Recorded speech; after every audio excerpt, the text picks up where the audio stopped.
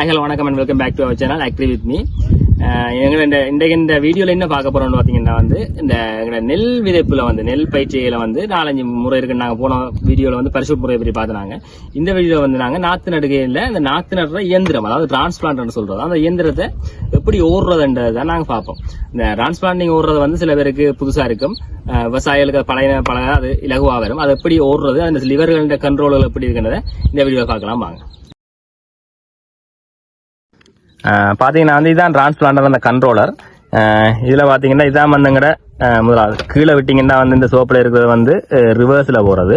இந்த கருப்பு நியூட்டன், இது டிரைவ்ல போகும்.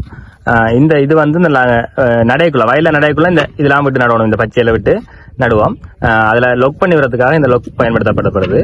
அடுத்து மேலே இருக்கிற இந்த நீளமா இருக்கிறது நாங்க நிலத்துல இதை கொண்டு போய்க்குள்ள அதை பயன்படுத்தக்கூடியதா இருக்கும். நாங்க வயல்ல விடைக்கு நீங்க பார்க்கணும், இந்த இதுல விட்டு தான் நாங்க போடணும். அடுத்து நாங்க எங்களோட பிளான்ட் நடுறதுக்கான கண்ட்ரோலர் இருக்குது. இதுல நீங்க வயல்ல நடைக்குள்ள இந்த மேல இருக்க விட்டீங்கன்னா அதான் வயல்ல நடுறதா பயன்படுத்தப்படும். அடுத்த இது நோமலா இருக்கிறது. கீழே விட்டீங்கன்னா இந்த உயர்த்தேக்குள்ள இது உயரக்கூடியதா இருக்கு. நாங்க ஓடி காட்டணும், அப்பைக்குள்ள உங்களுக்கு அது தெரியக்கூடியதா இருக்கும். அடுத்து இதான் கிளச்சுன்னு சொல்றது. கீழே விட்டா ஓஃப்ல இருக்கும். நீங்க ரன் ஓடணும்டா இது மேல விட்டு தான் ஓடக்கூடியதா இருக்கும். அடுத்த இந்த கண்ட்ரோலர் இது சோக், இது on off, finger out off, இது ஒன், இது லைட்டுக்கு பயன்படுத்தப்படும்.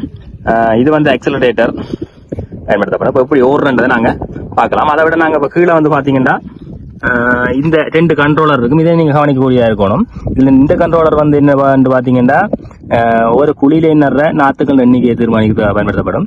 இது எவ்வளவு ஆழத்துல நடணும்ன்றதை இந்த கண்ட்ரோலர் மூலம் நாங்க தீர்மானிக்கக்கூடியதா இருக்கும்.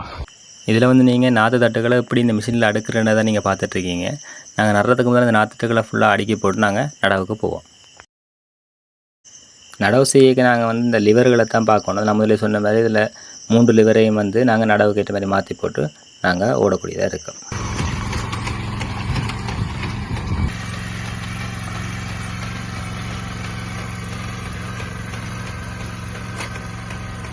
வயலில் எப்படி நாற்றுக்கள் நடுறோம்ன்றதை தான் நீங்கள் இப்போ பார்த்து கொண்டுருக்கிறீங்க.